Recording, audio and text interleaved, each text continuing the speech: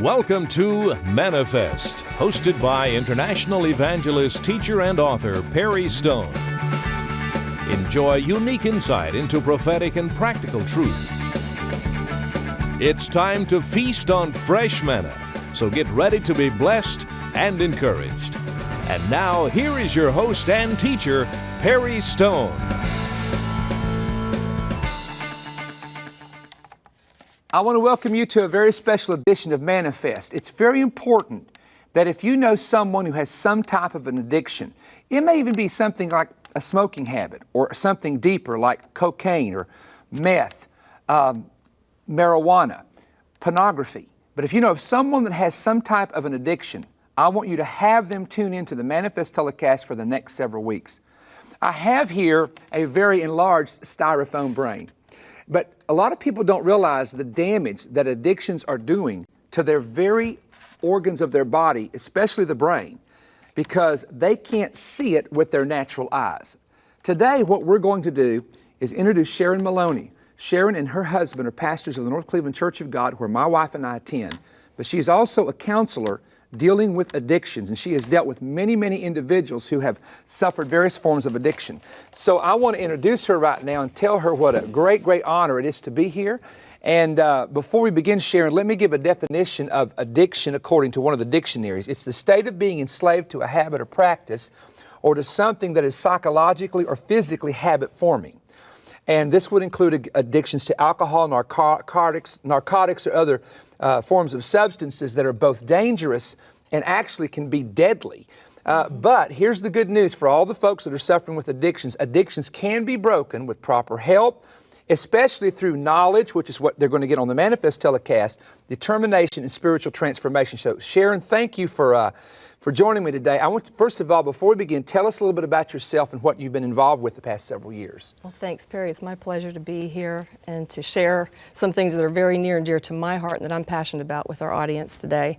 I'm a pastor's wife. I have been for 38 years. My husband and I think as you mentioned, serve the North Cleveland Church of God here in Cleveland, Tennessee. And I'm also a licensed professional counselor and licensed mental health service provider. So we're serving people in the family of God, in the body of Christ, as well as people in our community who are struggling with addictions and all kinds of other issues that they're dealing with. And you know, in public, people are addicted and people know it, but in the church, people don't know it.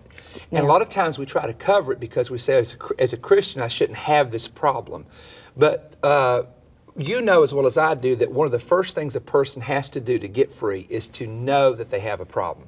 How difficult, Sharon, is it to get people to admit that? That can be pretty difficult, Perry, because denial, and you've heard that term used in relation to addictions, denial is the first thing really that we have to deal with.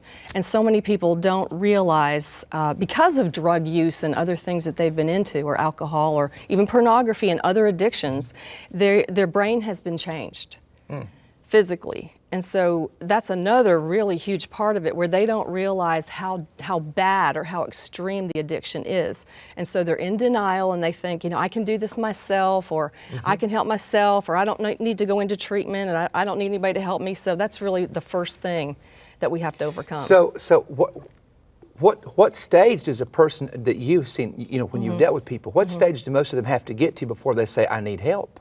Well, some people hit rock bottom. I've seen that too, legal issues, family problems sometimes. I mean, addiction affects families, not just individuals. So people sometimes, go through divorce because of addiction, lose their family, so to speak, have legal issues with the court system, other things. The good news is research shows us people don't have to hit rock bottom before they get help. They can do it sooner. So if anybody's watching right now that has a very serious addiction, pay careful attention, because one of the things I want you to do is, I know that people with severe drug addictions, with meth, cocaine, even with pornography addictions, you have shared with me how it actually affects the brain. And you have some images here, so I'd like for you just to take it from there. Like, let's say I've come into you and I have a serious addiction, and you want to show me, here's what this is doing to you in the condition you're in. So take it from there and let's just go. Let me start with this. In the normal brain, in the healthy brain, which you and I have, of course. Yeah, I hope mine. In the healthy brain, God has, our awesome creator, let's put it that way. God, our awesome creator, has designed the brain to function very precisely. You know, it's very matter of fact, exactly fine-tuned to function the way God designed it. And when we take care of our brain, then it's going to function healthy and we're going to be ourselves, we might say. When something goes wrong in the brain, you know, obviously we need our brain to be us, to be who we are. And when something goes wrong in the brain, whether it's through addictions or something else, then we can't be ourselves and we can't function that way. So God designed the brain so that there are billions, actually about 100 billion neurons in your brain. And there are other cells beside that support them. So those neurons are constantly working and stirring up energy, so to speak, to function and help the rest of the body function. Do the neurons also, I'm not the specialist here, do they release the chemicals, either the feel-good chemicals or the negative chemicals, right? Yes, they designed, each neuron designs or synthesizes, is the word, its own chemicals, chemical messengers. And those chemicals are called neurotransmitters. A lot of people have heard that term, but they may not know what it is. Neurotransmitters, well, there's over 100 of those in the brain as well. And they send chemical messages back and forth between the cells. God designed us so that the cells actually communicate with each other. It's an awesome fine-tuned process, and they do this in a fraction of a second constantly throughout the day, you know, throughout any time period. So to answer your question, God designed us to have a certain number of those chemical messengers in the body. And the one that really affects addiction is the one that most people have heard of, which is dopamine, where the term dope comes from. And I've studied on that. Oh, that's where the term dope comes from. Oh, wow. So dopamine is the feel-good chemical messenger that triggers the reward system, or the pleasure pathway it's called, in the brain. And so in a normal, healthy brain, and I'm going to get to some scans in a minute that are going to really show us the difference. This is amazing. You have to stay tuned to see this. This will really give us a life-size example of what happens in the brain. But in the healthy brain, we're designed so that simple things in day-to-day life are rewarding to us. Like if I say, Brother Perry, that was an awesome message you just preached. Okay, makes you feel good. That releases dopamine for you in your brain, and it's a good feeling. Now, y'all remember, always tell me my messages are good and my brain will work right. That's interesting. A pat on the back will do that, or a word of holding encouragement. Hands, hugging. Holding hands with your wife, that kind of thing, or with your kids, or smelling a steak, like maybe that's your favorite food or whatever. Interesting. Or eating something chocolate. That all releases dopamine. Wow. And so what happens, and I am quickly getting to the question you asked me, what happens with illicit drugs, alcohol, and all other addictions, and I want to emphasize that, all other addictions, whether it's gambling, pornography, compulsive shopping, which, by the way, affects both genders equally. Really? I think that's an interesting fact. Any of the addictions, in any of those areas, dopamine surges are, we might say, dumped into the brain. And they go to all parts of the brain and the body, in fact. The effects of those drugs go throughout the body, so the liver, the heart, everything's affected, not just the brain.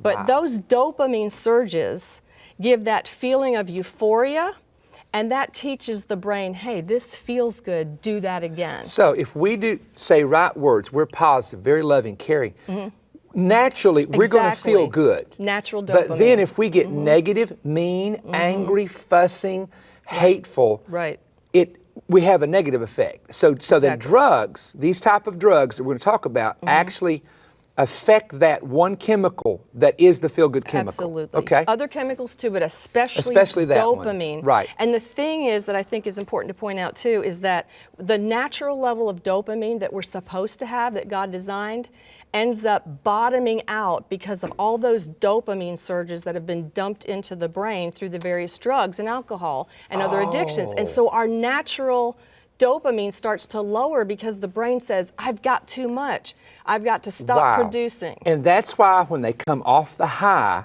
they're totally bottomed out. Exactly, and depressed and anxious and irritable. Yeah. Right. So now they got to get No natural they want the or very feeling little. again. So instead of letting the natural work its way back up and heal itself by coming off the drug, which happens over that time. explains some things. Which happens it really over does. time. Now, I'd like to show our audience some images here. This is an image of a neuron firing. And what happens in the brain is, you know, naturally neurons fire. That's an excitability type of response. It's like electricity, isn't it? It is electricity. Oh, wow. It's so amazing. It's the same kind of electricity that you see with lightning. In fact, Really? on the image, you might see that it looks like a lightning flash in a way. It's the same energy and electricity that you get with lightning or a light bulb, that kind of thing. And so those neurons light up and they fire. And when there's excessive dopamine, they light up like a Christmas tree. And Perry, I want to say this to the audience because I think this is hugely important. Yes. The same thing happens when someone looks at pornography. Research has shown, they have looked at the brain when someone looks at pornography, which by the way is increasing greatly among women now. And not just men, yes, well, quite a bit. that's not even in the natural thing. 20 years ago, that was unheard of because men are sight-oriented. Can I ask you a question? Sure. Just from your studies, why do you think that is? Is it back to the dopamine thing where they're wanting that? It is basically dopamine, the same type of thing? Right, but I think for a lot of reasons, of course, we know that with the internet and so forth, this is so much more easily accessible. But also, the rate of abuse has increased and trauma has increased so much around the world and in our own culture in the United States. And many people end up turning to those kind of things, you know, to ease their pain or to dissociate and just, you know, get some pain relief, some stress relief.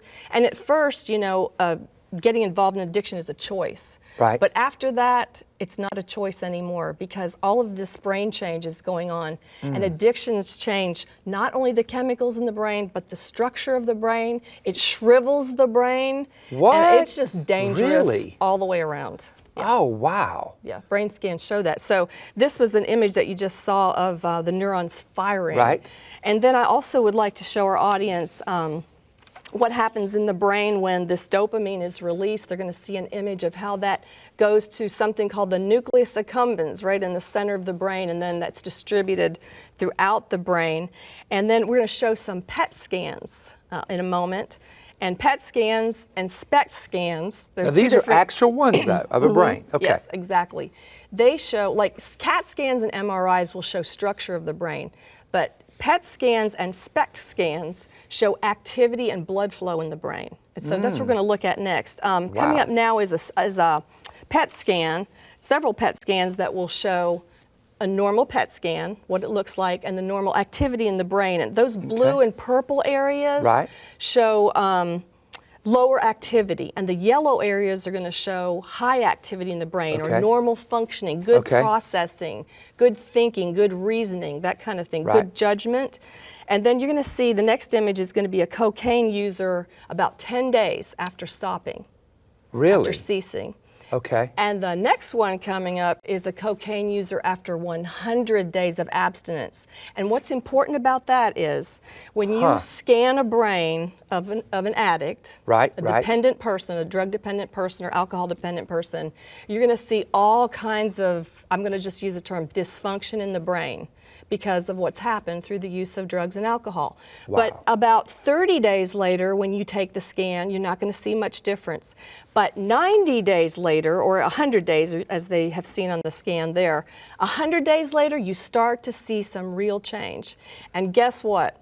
A year out, huge changes in the brain. And that's why recovery programs that, like Peniel, that you and I are familiar with, that 1 year program is so important because that gives the brain the opportunity to heal and reverse itself. This is significant. Now, I want to talk about those brain scans in just a moment again. But a lot of people who have an addiction, they'll say, I don't want to go away 6 months or 3, just let me go in a month. A month is not long enough, is it? That's and even 3 months or 6 months is not long enough. Not for long-term and heavy drug abuse especially. Not for heavy. Now, I noticed on the scans, when you have the healthy brain, it's like one piece, and then you see these holes. Let's take a look at those if you're ready. Can we bring up the holes? Show them the holes in the brain. And this is someone, again, who's been a heavy addict of, like, say, meth or cocaine or something of that nature? The first thing we're going to see is a healthy brain. Okay. These are SPECT scans that they're going to see a healthy brain. Okay. on the screen. This is a healthy brain. It looks like almost like a walnut, doesn't it? It's, yes, and It's the way it's I made. want to just point out that these are not, what they're going to see here is not the actual like holes in the brain kind of thing. I'll talk about that a little more in a moment. But anyway, on the SPECT scan, this is a healthy brain that they're looking at, and that's what it should look like. This is not the skull in the SPECT scan, but it's the brain itself. Okay, now here's an image of a meth addict. This is a good example of the whole an thing image is of a meth changed. addict. I mean, the actual brain it looks physically. like someone has poured acid on it, doesn't it? Yes. Yeah.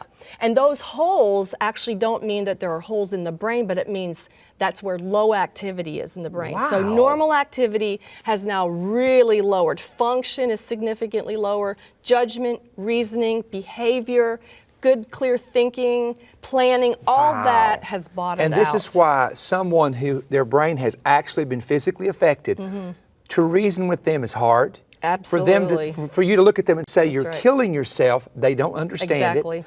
For you to say you need help, they ignore it. It's and hard I to mean, you receive, got to understand something, that this is not, let me say something, and you'll understand this as a pastor's wife. Sometimes we know the enemy, the adversary, uses these things to destroy people, but sometimes we make it so spiritual we forget that in the creative process of the human body, like you talked about, the chemicals God made, the neurons that God made, that He made it to function a certain way. And we have, and this is where the understanding, folks, right now is very important for some of you, to see that this is not just a spiritual problem. It's a psychological problem, and it's also a neurological problem. There's literally something happening inside your brain that's causing you to act the way that you're acting when you're not on the drugs. And, you know, like you talked about divorce and so on. Go ahead. We got about 5 minutes here. Go ahead and keep going from here, whatever you feel like to go with. Well, I was going to say that's a great point, Perry, because for years we have preached and taught that we are body, soul, and spirit. Right. And we have done a really good job talking about the spirit, I that's believe. what I said the same thing. We have touched some on the soul, Right. but we have neglected the mind-body connection and the spirit, how that all is intertwined. You know, and we can't leave out the body, we can't leave out the brain. It controls every function.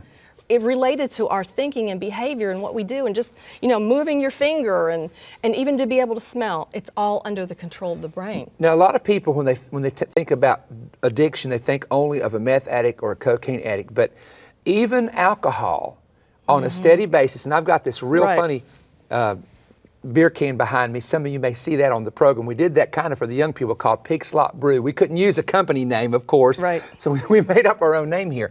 But you have a lot of young people, they're into the beer, they're into the wine coolers, they're into drinking wine.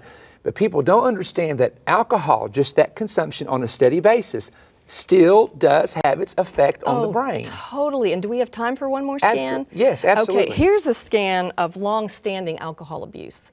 And our viewers can see it looks very much like a drug-addicted brain, like a meth addict brain. It sure does. And it's got those little spots that you say are the dropout points. The same holes. It looks like holes, but what that means is areas of low activity. And you know, we can't afford to lose any blood flow in the brain or activity or function in the brain. We can't afford it, because one little thing that's changed can throw off the functions of the brain in a person's whole life. Is this the reason why we knew a guy years ago when my dad pastored Big Stone Gap, Virginia, and I won't call his name, he's since passed away, but he was like the town drunk, and every rural community had somebody, and I don't say that disrespectfully now, but we knew him as the town drunk, and he would come by the parsonage and talk to Dad. But a lot of times he wasn't drunk, but his speech was like he was. In other words, even when he wasn't drinking, something had affected his speech, and it was almost like, you know, the slurs. That actually can happen, in other words, it gets to the point that the motor skills are totally affected, the five senses become totally affected when someone is heavy in that addiction. Yes, the good news that we have right now for this program, this broadcast, is that the brain is what they call plastic. Or there's neuroplasticity, which means the brain can change and adapt, and the effects can be reversed. Wow, listen to this now. Which is awesome. That God has made the brain to recover. You know, He said for us to choose life. Right. And He has designed us to live. And so in answer to that question, yeah, some of the effects, though, can linger. I mean, it can take years for some things to change. Some things are irreversible, but many things are reversible. And that's the good news, with help and treatment. And see, one one of the things, and I want to mention this, and we'll talk about this some more next week, and you need to tune in, is in the act of the redemptive covenant or salvation, the word repent. Now, growing up, I always thought the word repent was go to the altar and cry and tell God you're sorry. Now, being sorrowful is part of the process. But, you know, repentance means to turn, and it actually means to change the way you think. Yes. And when you're addicted, it's hard for you to change the way you think because all this activity is going on, and there's the highs and the lows. And I know that in one of the Women of Hope rehab centers that we know about, you watch those women come in the first week, and sometimes they'll come to our services here on Tuesday or North Cleveland or one of the churches. And it's like, I'm out of here, I don't want nothing to do with this, and it's that hyperactivity. Yes. Then they have the low of coming down where they're depressed and they're away from people they know. It never fails. Give them about 30 days. Once their systems clear and they start realizing through knowledge, like you're teaching them, how dangerous this is, they start realizing that they can come out of this and they can be made a complete whole person. In the next, let's say, minute we have, what would you say in summing up a little bit about this to As folks? far as that goes right there? Yeah. Yes, that's true. It just takes time. And during the time, like when someone's heavily addicted, and I'll just close with this, or they've been using for a long time, that kind of thing, we're asking them to change the way they think and the way they behave at a time when it's probably the least possible. Wow. And we're expecting huge changes and, you know, just snap out of it and get with the program and get over it. And that's not likely to happen early on. Because their mind is not operating in that realm. Right. So I want to say this to you. If you have a bondage or an addiction, you need to begin to seek God, and also seek God for a place that you can get the help, because it's well worth it. You don't want to spend the rest of your life that way, and you don't want your children raised that way. I know you don't. And that's why we're doing a very deep special for the next couple weeks on addiction. Sharon will be back with me next week.